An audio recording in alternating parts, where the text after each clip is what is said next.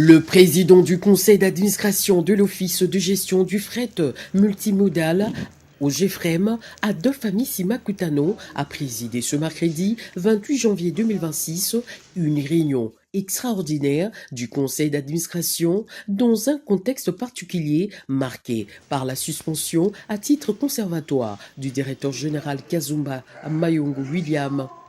Première réunion du conseil pour l'année 2026.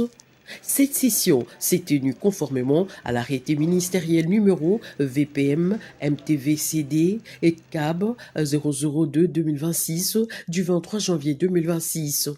7 points majeurs figuraient à l'ordre du jour, à savoir la communication du président du conseil d'administration, l'entérinement de la décision de l'autorité de tutelle, l'état de lieu de la direction générale, la révision du règlement d'ordre intérieur du conseil, l'examen de la lettre du ministre des tutelles, le réaménagement technique, l'évaluation des décisions du conseil d'administration. Dans sa communication, le président du conseil d'administration Adolphe Amissi Makutano a souligné que la suspension du directeur général a un impact direct sur le fonctionnement du conseil d'administration, sur l'administration de l'office, sur l'ensemble de travailleurs ainsi que sur la représentation extérieure de l'OGFREM. Cette situation exceptionnelle a rendu nécessaire la convocation urgente de cette réunion afin de préserver les intérêts de l'État dans la gestion souveraine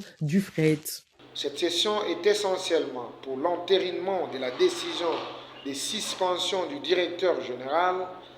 pour l'audit de l'OGFREM, pour la relecture du règlement d'ordre intérieur du conseil d'administration et pour le réaménagement technique des services. La décision administrative du 23 janvier 2026 est une interpellation pour le membre du conseil d'administration après les divergences et les querelles entretenues au détriment du bon fonctionnement de l'Office,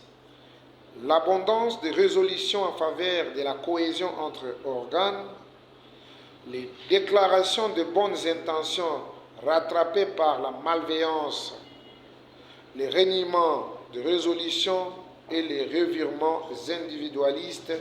ont mis en mal cette institution depuis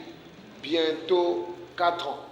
Face à ces constats, le conseil d'administration a recommandé la réalisation d'un état de lieu accompagné de l'organisation d'un audit interne et indépendant afin d'identifier les causes réelles des dysfonctionnements sur le plan administratif, financier et technique. Les conseils a également jugé nécessaire de procéder à la réécriture du règlement d'ordre intérieur en vue de renforcer la discipline institutionnelle, prévenir les violations du décret portant création de l'office et lutter contre toute usurpation de pouvoir reconnue au conseil d'administration. Cet état de lieu fera appel dans le plus bref délai à l'organisation d'un audit externe et indépendant pour aller au-delà des résultats de l'audit interne afin de saisir les causes réelles de la désignation sur le plan administratif, financier et technique. Après les dérives constatées dans la compréhension et l'interprétation de dispositions réglementaires au niveau du conseil d'administration de l'Office, l'heure est venue pour procéder à la relecture de notre règlement intérieur, d'en préciser ses contours pour meilleur fonctionnement de notre organe.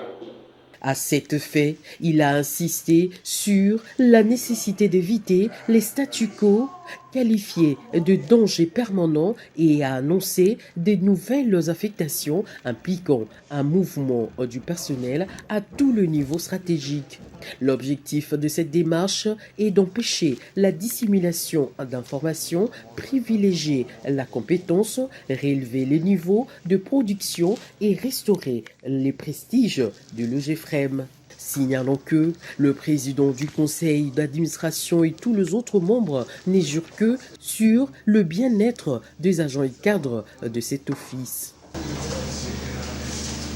Oui.